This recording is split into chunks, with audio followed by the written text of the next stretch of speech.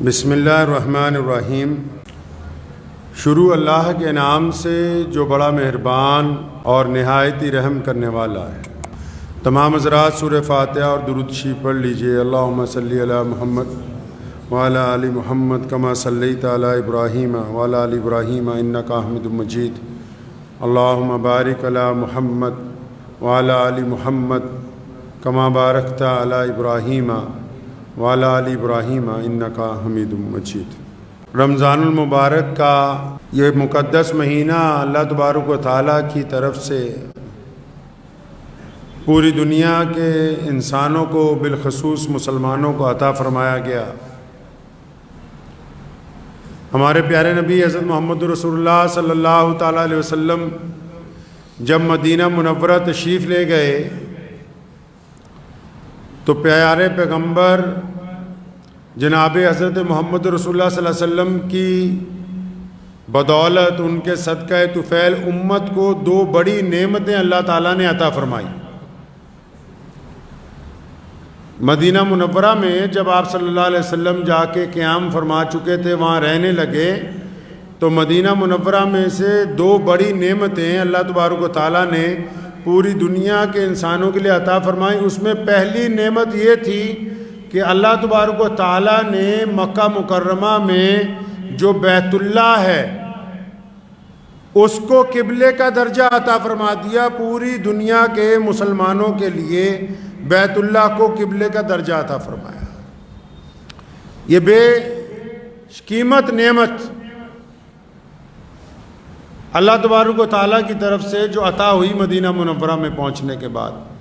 اور دوسری نعمت رمضان المبارک کے روزے ہیں جو نبی علیہ الصلوۃ والسلام کو عطا فرما دیے گئے سن 2 ہجری میں۔ 2 ہجری میں نبی علیہ الصلوۃ والسلام کے نبوت کے 14ویں سال رمضان المبارک جو ہے وہ روزے فرض ہو گئے، مسلمانوں کو عطا فرما دیے گئے۔ اب پیارے نبی حضرت محمد رسول اللہ صلی اللہ علیہ وسلم کے پاس 9 رمضان گزرے، 9 روزے، یعنی 9 سال نبی علیہ الصلوۃ والسلام کی حیات مبارکہ میں، حیات ظاہری میں نبی علیہ الصلوۃ والسلام نے 9 رمضان گزارے۔ اب ہمارا رمضان شریف کیسا ہو؟ ہمارا رمضان کیسا ہو؟ یہ تو نبی علیہ الصلوۃ والسلام کی زندگی بتا سکتی ہے، نبی علیہ الصلوۃ والسلام کا طریقہ بتا سکتا ہے۔ ہم نے کیسے روزہ رکھنا ہے، کیسے افطار کرنا ہے، روزہ رکھنے کے بعد کرنا کیا ہے۔ عبادتیں تو بہت ساری ہیں۔ عبادت تو چلتے پھرتے اللہ کا بندہ نام لیتا ہے عبادت ہو جاتی ہے۔ عبادت تو بندہ نماز پڑھنی شروع کرتا ہے تب بھی عبادت ہے، قرآن پاک کی تلاوت کرنی شروع کرتا ہے وہ بھی عبادت ہے۔ عبادتیں تو بہت ساری ہیں، لیکن جب ان عبادتوں کا ذکر کرتے ہیں، ان عبادتوں کی بات کرتے ہیں، تو بعض اوقات جب بچپن سے ہم کوشش کرتے ہیں کہ ہمارے بچوں کو ان عبادتوں کی عادت پڑے، تو پڑھتے پڑھتے عادت پڑتی ہے، پھر وہ عبادتیں کئی عرصہ گزرنے کے بعد اپنا رنگ دکھاتی ہیں۔ ایک بندہ نماز پڑھنا شروع کرتا ہے، نماز پڑھتے پڑھتے نماز کی خامیاں دور ہوتی ہیں، نماز میں خشوع آتا ہے، نماز میں بہت اچھی لذت آنی، ایک وقت گزر جاتا ہے۔ قرآن پاک کی تلاوت بھی شروع کرتا ہے، روزانہ وقت کو متعین کرتا ہے کہ فجر بعد پڑھوں گا، ظہر بعد پڑھوں گا، عصر بعد پڑھوں گا۔ دل لگنا شروع ہو جاتا ہے، ایک وقت لگتا ہے۔ نیکی کا کام کرنے شروع کرتا ہے، کوشش کرتا ہے کہ جھوٹ نہیں بولوں گا، گالی نہیں دوں گا۔ لیکن رمضان انقلابی عبادت، رمضان المبارک کا روزہ بندے میں انقلاب برپا کرتا ہے۔ رمضان جیسے شروع ہوتا ہے پتہ لگ جاتا ہے کہ رمضان آ گیا، کیونکہ روزہ رکھنے والوں کی چال بدل جاتی ہے، رنگ بدل جاتا ہے، ڈھنگ بدل جاتا ہے، طریقہ بدل جاتا ہے، صبح شام کے قاعدے قانون بدل جاتے ہیں۔ رمضان انسان میں انقلاب برپا کرتا ہے۔ اگر کسی بندے میں رمضان کے روزے آنے پر بھی اس کی طبیعت میں کوئی تبدیلی نہیں آئی تو اس کا مطلب ابھی اس نے رمضان کو پایا نہیں۔ جنہوں نے رمضان کو پا لیا ان کی طبیعت میں انقلاب برپا ہو چکا ہے، کیونکہ روزہ تو جیسے ہی شروع ہوتا ہے یہ روزہ رکھنے والے کی طبیعت کو بدلتا ہے،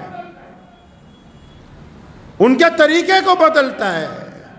تو پیارے نبی حضرت محمد رسول اللہ صلی اللہ علیہ وسلم سے اگر معلوم کریں یا رسول اللہ کون لوگ ہیں جو اس رمضان میں بھی، ایسے کون لوگ ہوں گے جو یہ روزہ رکھنے کے بعد بھی، ایسے کون ہیں جو رمضان کا مہینہ پانے کے بعد بھی، ایسے کون ہیں جو ان مقدس ساعتوں میں آ جانے کے بعد بھی پھر بھی اللہ ان سے راضی نہیں ہے، پھر بھی اللہ ان سے ناراض ہے، پھر بھی ان کی عبادت قبول نہیں ہے، ان کا روزہ قبول نہیں ہے اور ان کی عبادتیں نہیں اللہ تبارک و تعالیٰ مان رہا، ایسے کون لوگ ہیں؟ تو حدیث پاک میں آتا ہے ہاں ایسے بھی ہیں، 4 لوگ ایسے ہیں،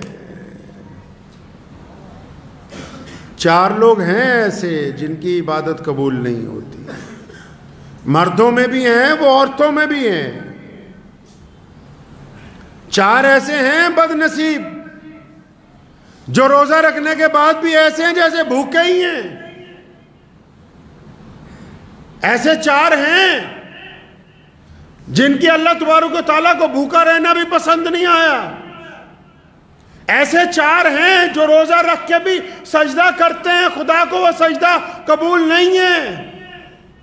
ایسے 4 ہیں جو لوگوں کو صدقہ خیرات بانٹتے پھر رہے ہیں، پھر بھی ان کی یہ ادا اللہ کو بھا نہیں رہی۔ کون ہے بھائی وہ 4 لوگ؟ مردوں میں بھی ہیں، عورتوں میں بھی ہیں۔ ان 4 میں سے پہلے تلاش کر لیں کہیں اللہ معاف فرمائے کہ ہم میں سے کوئی شامل تو نہیں۔ اگر ہماری گنتی ان 4 لوگوں میں ہوتی ہے تو اس کا مطلب ابھی ہم خسارے میں ہیں، ابھی ہم نقصان میں ہیں، ابھی ہم پریشانی میں ہیں۔ کون ہے وہ 4 لوگ؟ آیا کہ سب سے پہلے رمضان کے اندر اس بندے کی مغفرت نہیں ہوگی، اللہ تعالیٰ اس کی دعا قبول نہیں فرمائیں گے۔ جو بندہ شراب کا عادی ہو جائے اور رمضان کے اندر بھی شراب پینی بند نہ کرے تو اس کی مغفرت نہیں ہوگی۔ اب سارے کہنے گے شکر ہے بھائی ہم تو ان میں ہیں نہیں اکثریت، چلو ایک منزل تو پار ہوئی کہ وہ تو شرابی تو معاشرے میں بہت کم ہوتے ہیں۔ آدھوں نے شکر ادا کیا ہوگا کہ چلو جی ایک کیٹاگری میں سے تو ہم نکل گئے، پہلے والے فیس میں سے تو گاڑی آگے چل پڑی۔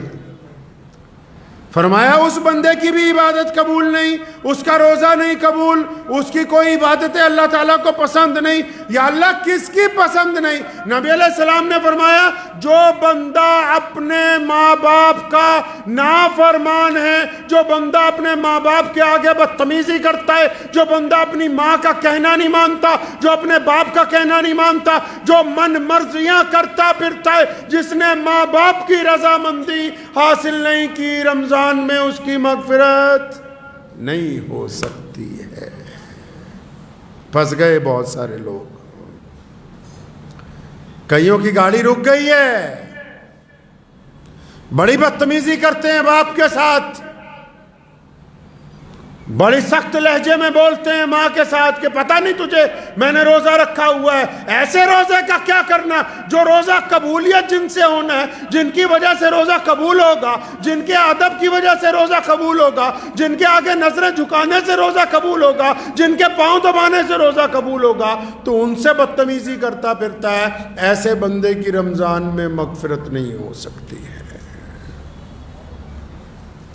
چنگے چنگے لوگ، اچھے اچھے لوگ جو باہر دنیا میں بڑے ولی بنے نظر آتے ہیں، ماں باپ کا احترام نہیں کرتے، اپنے ماں باپ کے پاؤں نہیں دباتے۔ ایک صاحب تھے بڑے معمولی سے دیندار اور جو دعا کرتے تھے قبول ہو جاتی تھی، اور حالانکہ کئی گناہ بھی کر دینے تو بڑے حیران ہوئے امام صاحب، پوچھنے لگے تو کرتا ایسا کیا ہے؟ کہتا میں نے تو آج تک یہ دیکھا ہے جو بھی مانگا ہے وہ قبول ہو جاتا ہے۔ کہاں جا کے مانگتا ہے؟ تو نماز پڑھتا ہے نکل جاتا ہے، کوئی لمبی دعائیں نہیں مانگتا۔ کہتا روز رات کو جب گھر جاتا ہوں نا، اپنے باپ کے اطمینان سے بہت دیر پاؤں دباتا ہوں، پھر اپنی ماں کے پیر دباتا ہوں، پھر ان کے دونوں پاؤں کو اپنی بازوؤں میں لپیٹ کے سر رکھ دیتا ہوں اللہ تعالیٰ کی حضور، اور پھر میں نے آج تک اپنے ماں باپ کے قدموں میں سر رکھ کے اپنے اللہ کے آگے جو کچھ مانگا ہے وہ عطا ہوا ہے، آج تک کوئی دعا رد نہیں ہوئی ہے۔ خود پیارے پیغمبر کہیے صلی اللہ علیہ وسلم نے فرمایا کہ اگر میری امی زندہ ہوتی اور بلال تکبیر کہتے میں نماز کے لیے چلا جاتا، مصلی پہ کھڑا ہو جاتا، اور فرمایا میری والدہ آواز مارتی محمد، تو فرمایا میں نماز چھوڑ کے اپنی ماں کے پاس جاتا۔ اب جو لوگ اس گناہ میں ملوث ہیں، رمضان میں بھی کتنا خوبصورت موقع ہے، کتنے پیارے دن ہیں، کتنی پیاری راتیں، کتنا پیارا ساتھ ہے، اور اب تو اللہ تعالیٰ نے کتنی آسانی کروا دی کہ یہی جو واٹس ایپ ہے، یہی جو آپ کے ہاتھ میں موبائل پکڑا ہوا ہے، اگر ماں باپ دور بھی ہیں تو معافی کے چند جملے ندامت کے آنسوؤں کے ساتھ واٹس ایپ پہ ریکارڈ کر کے بھیجنے ہیں، چند باتیں فون پہ اپنی ماں سے کرنی ہے، اپنے باپ سے کرنی ہے، اور ماں باپ کے اللہ نے مادہ رکھا ہے معاف کرنے کا۔ اگر روزے دار اپنے والدین کو راضی کر لے گا تو پھر اللہ تبارک و تعالیٰ اس کا روزہ قبول کر لیں گے انشاءاللہ۔ اور جنہوں نے ماں باپ کو ستایا بہت ہے نا، اور ماں باپ چلے گئے دنیا میں سے، بڑی بدتمیزیاں کی ماں باپ کے ساتھ، روزانہ ہر ایک نماز کے بعد، روزانہ صبح کو، دوپہر کو، شام کو، افطار کے وقت، سحری کے وقت کثرت سے اپنے ماں باپ کے لیے مغفرت کی دعائیں مانگیں، کثرت سے اپنے ماں باپ کے لیے قرآن پاک پڑھ کے ان کو اصالِ ثواب کریں، تب بھی اللہ تبارک و تعالیٰ راضی ہو جائیں گے جب آپ بار بار اپنے ماں باپ کی مغفرت کی دعائیں مانگیں گے۔ بغیر ماں باپ کی رضامندی کے یہ روزہ آگے چلنے والا ہے نہیں۔ اب تیسرا بندہ بھی ہے بھائی، تیسرا بندہ بھی ہے جس کا کام پھنسا ہوا ہے۔ ایک اور ہے جس کا روزہ قبول نہیں ہو رہا۔ کون ہے بھائی تیسرا بندہ؟ کون پھنس گیا؟ اب تیسرا بندہ وہ ہے جو رشتہ داریوں میں درار ڈالتا ہے، جو صبح شام رشتہ داریاں توڑتا ہے، جو رشتہ داروں کو دھمکیاں دیتا ہے، جو قطع رحمی کرتا ہے، جن کو اللہ اور اس کے رسول صلی اللہ علیہ وسلم نے آپ کے قرابت دار بنایا ہو، صبح شام صرف انہی کی برائیاں، صبح شام ایک رشتہ دار کو دوسرے رشتہ دار سے لڑاتا ہے، صبح شام اپنے پاس سے ایک خواب بناتا ہے کہ وہ رشتہ دار میرے خلاف ایسا کر رہا ہوگا، پھر دوسرے کو بتاتا ہے کہ اس کے خلاف یہ کرو، یہ سارا دن روزہ رکھتا رہے، نماز پڑھتا رہے، صدقے دیتا رہے، جب تک قطع رحمی کے معاملے کے اندر رسول اللہ کی پیروی اختیار نہیں کرتا، رشتہ داروں میں درار ڈالنی بند نہیں کرتا، تب تک اس کا روزہ قبول ہونے والا ہے نہیں ہے۔ اسی طرح سمجھا کہ نہیں سویر نو سحری کرنی ہے بہترین، اور شام نو ودیا روزہ کھولنا، ہو گیا روزہ۔ بڑی مشکل ہے ڈگر پن گھٹ کی، اتنا آسان بھی نہیں ہے مسلمان ہونا۔ اعلیٰ ترین قوم ہے دنیا کی، اسلام آج دنیا کا سب سے بڑا مذہب ہے، کائنات میں اللہ تعالیٰ نے سب سے زیادہ عزتیں، طاقتیں، دولت، روئے زمین کے خطے، سب کچھ اس قوم کو عطا فرمایا۔ ایسے ہی نہیں عطا فرمایا، اللہ تعالیٰ نے اپنے پیارے نبی حضرت محمد رسول اللہ کو صاحب خلق عظیم بنایا۔ قرآن نے کہا کہ یا رسول اللہ آپ اخلاق میں سب سے اعلیٰ ہیں، اور پھر رسول اللہ نے اپنے اخلاق کو بانٹا پوری کائنات کے اندر۔ یہ امت اعلیٰ ترین امت اس لیے بنی کیونکہ ان کا کردار سب سے اعلیٰ ہے، اس لیے اللہ تبارک و تعالیٰ نے ان کو پسند فرمایا ہے۔ چوتھا بندہ بھی ہے، چوتھا تو بہت برا پھنسا ہوا ہے، کئیوں کی گاڑی وہیں رکی ہوئی ہے۔ چوتھا بھی ہے جس کا روزہ خراب ہو رہا ہے، جس کے روزے کے اندر خرابی ہے، جس کی مغفرت کا فیصلہ نہیں ہونے والا، جس کے سجدے قبول نہیں ہو رہے، چوتھا کون ہے یا اللہ؟ اللہ کے نبی صلی اللہ علیہ وسلم بتاتے ہیں چوتھا کون ہے یا رسول اللہ؟ کون ہے ایسا بندہ؟ ایک تو ماں باپ کا نافرمان ہے، ایک رشتہ داریاں توڑنے والا بھی ہے، قطع رحمی کرنے والا بھی ہے، شراب پینے والا بھی ہے۔ اب یہ چوتھا کون پھنس گیا؟ اچھے نمازی ہیں جو اس میں شامل ہیں۔ فرمایا چوتھا بندہ وہ ہے جو اپنے دل کے اندر دوسروں کے لیے بغض رکھتا ہے، نفرت رکھتا ہے، کینہ رکھتا ہے، دوسروں کے لیے بلا وجہ نفرت دل میں رکھتا ہے۔ اب یہ نفرت رکھ کے سجدہ کر رہا ہے۔ اگر میری جیب میں، عام مثال دے رہا ہوں میں، یہ کوئی قرآن حدیث میں نہیں ہے، اگر میری اوپر والی جیب میں پیسے ہوں، زیادہ سجدہ کروں گا گر جائیں گے۔ اگر اوپر والی جیب میں نعوذ باللہ کوئی نشے کی چیز ہو تو سجدہ کروں گا وہی گرے نا نیچے۔ کیا ہے اس دل کے اندر جو سجدہ کرتے ہو؟ فرمایا بغض رکھتے ہو دوسروں سے۔ دونوں صورتوں میں، چغلی کو، غیبت کو، بہتان کو ایک ہی کیٹیگری میں محمد رسول اللہ نے رکھا۔ مان لیا کہ وہ بندہ شرابی ہے، مان لیا کہ اس بندے میں خرابی ہے، مان لیا چور ہے، ڈاکو ہے، عیاش ہے، بدماش ہے، لیکن اگر یہ بات تم اس کے منہ پہ کہتے اس کو برا لگتا کہ نہیں لگتا؟ برا لگتا، وہ تم سے لڑ پڑتا۔ تم منہ پہ اس لیے نہیں کہتے کہ منہ پہ کہوں گا تو یہ لڑ پڑے گا۔ تو نبی علیہ السلام نے فرمایا کہ اگر یہ اپنے بھائی کی غیبت کرتا ہے، اس میں برائی ہے تو برائی کو بھی بیان کرنا فرمایا منع ہے، اور اگر اس میں برائی نہیں ہے، تم کہتے ہو کہ چور ہے، وہ چور نہیں ہے، تم کہتے ہو بے ایمان ہے، وہ بے ایمان نہیں ہے، تم کہتے ہو ریاکار ہے، وہ ریاکار نہیں ہے، تم کہتے ہو زانی ہے، وہ زانی نہیں ہے، اگر تم اپنے پاس سے بھی الزام لگاتے ہو، پہلی صورت میں غیبت ہے، اگر اس میں گناہ ہے تو غیبت کا گناہ، اور اگر اس میں وہ گناہ نہیں ہے تو بہتان کا گناہ۔ اب چغلیاں کرنے والے بھی خدا کی حضور بخشے جائیں گے کیا؟ اب بے ایمانیاں کرنے والے بھی روزے میں بخشے جائیں گے کیا؟ جن کے دل غیبت سے بھرے ہوئے ہوں، جو گھروں کے اندر اپنے گھروں میں اپنے بچوں کے ساتھ نفرت رکھتے ہوں، جو مسجد میں آتے ہوں پھر بھی پردھان جی کے چکر میں ایک دوسرے کی ٹانگ کھینچنے کی فکر میں رہتے ہوں، جو یہ سوچتے ہوں کہ فلاں کی خامی کیسے نکالیں، جو 24 گھنٹے اسی چکر میں، اب کسی گھر میں کوئی بہو ہے، کسی کی بیٹی بہو بن کے آ گئی، ہماری کہیں چلی گئی، ہم کہتے ہیں داماد اچھا ہو جائے لیکن ہمارا بیٹا اچھا نہ بنے اپنی بیوی کے لیے۔ داماد اچھا چاہیے، اپنا بیٹا اچھا نہیں ہو تمہاری بیوی کے لیے۔ روزہ بھی رکھتے ہو، اپنی بہو کی بے عزتی بھی کرتے ہو، روزہ بھی رکھتے ہو، اپنے بچوں کو بھی ڈانٹتے ہو، روزہ بھی رکھتے ہو، اپنے ماتحت کو بھی ڈانٹتے ہو۔ پتہ ہے نبی علیہ السلام نے آخری وقت میں کیا کہا؟ یہ صرف آج تک یہی بتاتے ہیں کہ یہی کہا میری امت کو بخش دو، میری امت کے لیے مغفرت کا فیصلہ ہو جائے، میری امت کا کیا ہوگا یا اللہ میری۔ لیکن نبی علیہ السلام نے آخری وقت میں اس کے علاوہ اور بہت سی باتیں کی، ان میں ایک بڑی پیاری بات ہے، فرمایا میں اس بات کے لیے بھی بڑا فکر مند ہوں کہ میرے بعد تم اپنے ماتحتوں کے ساتھ کیا کرو گے، میرے بعد تم اپنے نوکروں کے ساتھ کیسا معاملہ کرو گے، میرے بعد تم اپنے غلاموں کے ساتھ کیا کرو گے۔ جس نبی علیہ السلام نے زندگی میں ظاہری پردہ فرمانے کے وقت بھی اس بات کی فکر کی ہو کہ میرے بعد ماتحتوں کا کیا ہوگا، نوکروں کا کیا ہوگا، ملازموں کا کیا ہوگا، غریبوں کا کیا ہوگا، مسکینوں کا کیا ہوگا، پھر اس امت پر روزے فرض کر دیے گئے ہوں، ان فرض روزوں میں روزے دار بندہ اپنے گھر کے اندر ہی ایک بغض رکھتا ہو اپنے ہی دوستوں کے لیے، اپنے ماں باپ کے لیے، اپنی بیوی کے لیے، اپنے بھائی کے لیے، اپنے عزیز و اقارب کے لیے، اپنے نماز کے ساتھیوں کے لیے، پھر یہ سوچتا ہے کہ میرا روزہ ہو گیا۔ روزہ ہوا نہیں ہے، روزہ نہیں ہوا۔ روزہ تو برائیوں کو جلانے کا نام ہے، روزہ تو برائیوں کو ختم کرنے کا نام ہے۔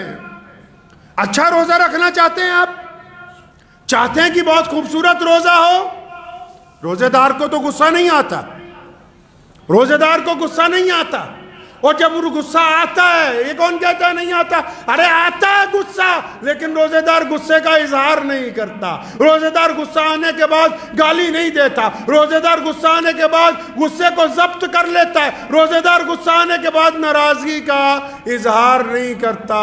مطلب روزے دار کو غصہ تو آتا ہے لیکن یہ دوسرے کو غصے کا بتاتا نہیں ہے، کیونکہ یہ روزے دار ہے۔ روزے دار کا عمل اور اس کا کردار اچھا، روزہ رکھنا چاہتے ہیں ماں باپ کی اطاعت کیجئے۔ ماں باپ کہہ رہے ہیں بیٹا جلدی گھر آ جاؤ، کہ نہیں ہم تو دیر سے آئیں گے۔ ماں باپ کہہ رہے ہیں فلاں کے ساتھ ملنا جلنا کم کر دو، نہیں ابا تمہیں نہیں پتہ ہے۔ ماں باپ نے تمہارے اندر کچھ خرابیاں دیکھی، ان کی اصلاح کرتے ہیں، تم کہتے ہو کہ نہیں آپ کو عقل نہیں ہے۔ اگر آپ اچھا روزہ رکھنا چاہتے ہیں تو اپنے ماں باپ کی اطاعت کریں، اگر آپ اچھا روزہ رکھنا چاہتے ہیں تو تمام طرح کے نشے چھوڑنے کا عہد کریں اس رمضان المبارک میں۔ اگر آپ روزہ اچھا رکھنا چاہتے ہیں تو پھر سارا دن صرف اگر 5 نمازیں آپ جماعت سے پڑھ رہے ہیں، ان نمازوں کے بعد اگر وقت نہیں نہ مل رہا بہت زیادہ تلاوت کا، وقت نہیں مل رہا نہ تسبیح کرنے کا، لیکن اگر آپ کاروبار میں برابر تولیں گے تو آپ کا روزہ اچھا گزرے گا۔ میرے والد صاحب شیر اسلام مولانا حبیب الرحمان صاحب لدھیانوی رحمۃ اللہ علیہ، مجھے اچھی طرح یاد ہے کہ ایک مرتبہ گاڑیاں ہم لوگ ہر 1-2 سال بعد جب بدلتے ہیں تو ایک گاڑی فروخت کرنی تھی، تو ایک پروفیسر صاحب آ گئے یونیورسٹی سے، ان کو چاہیے تھی وہ گاڑی، تو اس کے ساتھ دفتر میں اندر بیٹھے تو فرمانے لگے کہ گاڑی کا تو معاملہ طے ہو گیا ہے، لیکن میں آپ کو بتا دوں چلتے چلتے فلاں چیز اس کی خراب ہو جاتی ہے۔ پھر تھوڑی دیر بعد کہنے لگے فلاں چیز اس کی بیٹری کی فلاں چیز خراب ہے تو وہ بھی رک سکتی ہے۔ تو 15 خرابیاں اس کو اپنی گاڑی کی۔ تو وہ پروفیسر صاحب سردار جی تھے، ہنسنے لگے، کہنے مولانا صاحب گڈی بیچن نہیں بلایا کہ بجان نہیں بلایا تسی سانوں؟ فرمایا نہیں، اس لیے بتا رہے ہیں تاکہ کل کو جب آپ یہ سامان لے جائیں، جب آپ یہ سامان لے جائیں گے اپنے گھر اور اس کی خرابیاں آشکار ہوں گی، یہ تو نہیں ہے کہ اس کی خرابیاں آپ کو پتہ نہیں لگیں گی، پھر آپ کہیں گے کہ ایک مسلمان نے جھوٹ بول دیا، ایک امام نے جھوٹ بول دیا۔ پیارا نبی حضرت محمد رسول اللہ صلی اللہ علیہ وسلم نے ہمیں یہ طریقہ عطا فرمایا ہے کہ ہم مجبوریوں کا کاروبار نہیں کرتے، ہم جھوٹ کا کاروبار نہیں کرتے، ہم بے ایمانی کا کاروبار نہیں کرتے، ہم ٹھگی کا کاروبار نہیں کرتے، ہم کم کھا لیں گے لیکن عزت کی روٹی کھائیں گے۔ بے ایمانی کا کاروبار نہیں کیا جا سکتا۔ رمضان کا روزہ اپنے روزے دار کو اسی بات کا پابند کرتا ہے، بار بار چیز میں کوئی خرابی ہے بتا دو کیا ہو گیا، 2 روپے کم ملیں گے، لیکن ان 2 روپے میں اتنی طاقت ہے کہ اللہ تعالیٰ اس کو 200 کروڑ میں تبدیل کر سکتے ہیں۔ اس حلال کی روزی میں اتنی برکت ہے کہ اللہ تبارک و تعالیٰ اس کی بدولت دنیا کے خزانے آپ کے آگے کھول دیں گے اور آخرت کے بھی۔ روزے دار بے ایمان نہیں ہوتا، روزے دار کی آنکھیں زنا نہیں کرتی، روزے دار کے خیالات گناہ نہیں کرتے، روزے دار کا لب و لہجہ غصے کا نہیں ہوتا۔ لیکن آپ لوگ دیکھیں کہ مسجدوں میں بعض اوقات جب رمضان شریف میں بعض حضرات ہوتے ہیں دیندار لوگوں کے پیچھے پڑے ہوئے ہوتے ہیں، اور دیندار لوگ بھی کیونکہ نئے نئے دیندار بنتے ہیں تو ذرا سا کوئی اگر ٹھوکر مار دے فوراً کہیں گے نا بھائی میں تو اللہ کے لیے کر رہا تھا، تو چاہتا تو آج سے نہیں کرتا میں۔ نبی علیہ السلام نے فرمایا دین کے معاملے میں اگر کوئی ملامت کرے آپ کو تو اس کو برداشت کرو، اپنا کام نہ چھوڑو۔ دنیا تو چاہتی ہے کہ آپ نیکی کے راستے سے ہٹ جائیں، دنیا چاہتی ہے کہ آپ اچھائی کے راستے سے ہٹ جائیں، لیکن اگر کوئی آپ کی برائی بھی کرے تو پوری طاقت کے ساتھ نیکی کی طرف آگے بڑھو۔ برائی کرنے والے پیچھے رہ جائیں گے، اللہ تعالیٰ آپ کو نیکی کی بدولت آگے لے کے جائیں گے انشاءاللہ تعالیٰ۔ اور لیکن جو لوگ روزہ رکھنے کے بعد غیبت کرتے ہیں، روزہ رکھنے کے بعد چغلی کرتے ہیں، روزہ رکھنے کے بعد کسی کی بیٹی کی طرف غلط نگاہ سے دیکھتے ہیں، روزہ رکھنے کے بعد ٹھگی کا پلان بناتے ہیں، روزہ رکھنے کے بعد بے ایمانی کرتے ہیں، روزہ رکھنے کے بعد گھروں میں اپنی بہنوں کو، بیٹیوں کو، بہوؤں کو تانے مارتے ہیں، روزہ رکھنے کے بعد گھر کی اگر عورتوں کو بھی کہتا ہوں، بیٹیوں کو بھی، بہنوں کو بھی، اور جنیاں مرضی تسبیحاں کرتے رہو، جب تک لوکاں دا دل دکھانا بند نہیں کرو گے کوئی تسبیح قبول نہیں ہوگی، کوئی تسبیح قبول نہیں ہے۔ دوسرے کے دل میں آگ لگانے کے بعد وَيْلٌ لِكُلِّ ہُمَزَةٍ لُمَزَةٍ، فرمایا ویل اور تباہی ہے اس بندے کے لیے، اس عورت کے لیے، اس مرد کے لیے، اس بوڑھے کے لیے، اس بوڑھیا کے لیے، ان کے لیے تباہی ہے۔ کس کے لیے تباہی ہے یا اللہ؟ فرمایا جو دوسروں کے عیب ڈھونڈتے پھرتے ہیں، پھر ان عیبوں کو آگے سپلائی کرتے۔ نار اللہ الموقدہ، اللہ فرماتے ہیں کہ خود ایک آگ جلائیں گے، اس میں ان کا رگڑا لگائیں گے ہم۔ روزہ رکھتے ہیں تو لوگوں کے دلوں کو تکلیف نہ پہنچائیں۔ اور نبی علیہ السلام کا روزہ کیسا ہوتا تھا، اس بات کو اب تلاش کر لیں۔ مجھے پتا ہے کہ آج بھارت کے مسلمانوں میں گھر گھر میں ہم لوگ مفتی بنے ہوئے ہیں، لیکن حضرت کبھی رمضان میں یہ بھی کوشش کر لیں کہ رسول اللہ صلی اللہ علیہ وسلم کس وقت اٹھتے تھے، کس وقت تسبیح پڑھتے تھے، کس وقت سحری کرتے تھے، سارا دن معمولات کیا تھے۔ پوچھو جا کے اپنی مسجد کا ائمہ کو، تاکہ پتہ لگے رمضان چلنا کیسے ہے، رمضان گزارنا کیسے ہے۔ ہماری افطاریاں دیکھ لیجئے، آپ افطاریاں دیکھ لیں ہماری۔ شام کو جب روزہ کھلنے کا وقت ہوگا، خدا کی قسم اتنا سامان ہماری افطاری میں ہوتا ہے، کوئی باہر کا آدمی دیکھ لے تو حیران رہ جائے کہ یہ کیا کرتے ہیں۔ بہترین قسم کے کھانے، بہترین قسم کے پکوڑے، طرح طرح کی حلوے، طرح طرح کی میٹھی کھیریں، طرح طرح کی کھجوریں، طرح طرح کے پھل، طرح طرح کے شربت، طرح طرح کی کولگیٹ اور طرح طرح کی کیا کہتے ہیں اس کو، کولڈ ڈرنک۔ ہمارے پیارے نبی صلی اللہ علیہ وسلم نے روزہ کیسے کھولا؟ جتنی تیزی سے نگاہ لگائی ہے نا دسترخوان پہ، جس بوٹی پر تمہاری نگاہ ہے، اس وقت مومن بنو گے جب اس کو اٹھا کے اپنے بھائی کو دو گے، کیونکہ رسول اللہ نے فرمایا جو اپنے لیے بہتر سمجھتے ہو وہ اپنے بھائی کے لیے سمجھو، تب تمہارا ایمان کامل ہونے والا ہے۔ تو پیارے نبی علیہ السلام کے پاس افطاری کے وقت کیا ہے بھائی؟ سونے کول کی ہے افطاری دے ٹائم۔ نبی علیہ السلام نے افطاری کیسے کی ہے؟ بعض اوقات بہت زیادہ کھانے جب دسترخوان پہ دیکھتے ہیں تو کبھی اپنے پیارے نبی علیہ السلام کو بھی یاد کیا کریں۔ سیدنا فاطمہ الزہرا رضی اللہ تعالی عنہ، حضرت علی رضی اللہ تعالیٰ عنہ کی زوجہ، مولا علی رضی اللہ تعالیٰ عنہ کو کئی دن بعد مزدوری ملی، 4 یا 5 دن کا فاقہ لگاتار، 3 4 5 دن گزر گئے، چوتھے دن مزدوری ملی ہے، اور مزدوری کے بعد جو آٹا آیا اس کی روٹیاں بنی، حضرت مولا علی رضی اللہ تعالیٰ عنہ کو دی گئی، حسن و حسین کو دی گئی۔ سیدنا فاطمہ الزہرا نے اپنے حصے کی آدھی روٹی ایک کپڑے کے اندر لپیٹی، اس پر ایک ٹکڑا رکھا سالن کا، اور حضرت علی رضی اللہ تعالیٰ عنہ کو لپیٹ کے دی۔ پوچھا فاطمہ یہ کیا کرنی ہے؟ فرمایا علی جاؤ نا میرے ابا محمد رسول اللہ کو دے کے آؤ، میرے نبی علیہ السلام کا آج 5 دن سے فاقہ ہے، نبی علیہ السلام نے 5 دن سے کھانا نہیں کھایا ہے۔ اتنی لمبی افطاریاں اگر یہ غریبوں تک پہنچا دی جائیں تو رسول اللہ صلی اللہ علیہ وسلم اس امتی پر فخر کریں گے قیامت کے روز۔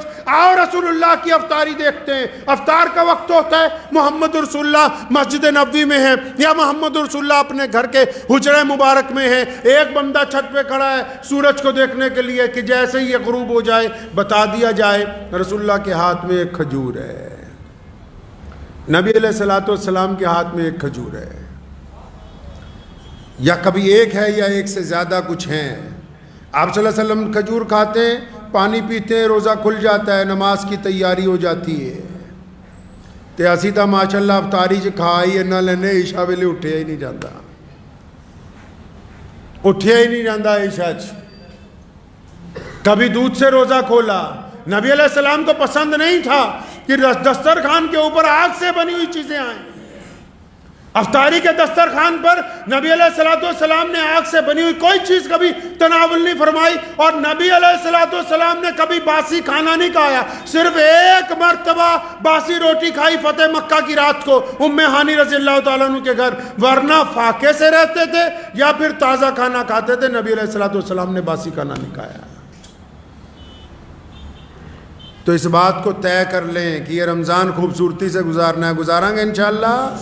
خوبصورتی کہاں ہوتی ہے پتہ ہے؟ کئی کریمہ ملن ڈے منہ تے ایدہ نہیں خوبصورت ہونا. چہرہ خوبصورت کرنا چاہتے ہیں. ایک صاحب میرے اپنے دادا مرحوم حضرت مولانا مفتی محمد احمد لدھیانوی رحمۃ اللہ علیہ کا واقعہ یاد آ گیا.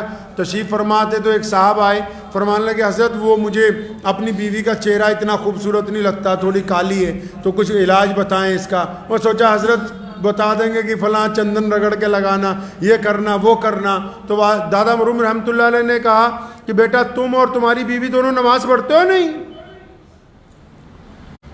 نماز کی پابندی کریں اور اپنی زبان کو شکوے سے روک لو بس. آپ یقین مانیں کہ وہ بندہ 15-20 دن بعد آیا, کہنے لگا نماز کی برکت سے اب میری اہلیہ کے چہرے پر کشش ہے, اب اس کے چہرے پر نور ہے.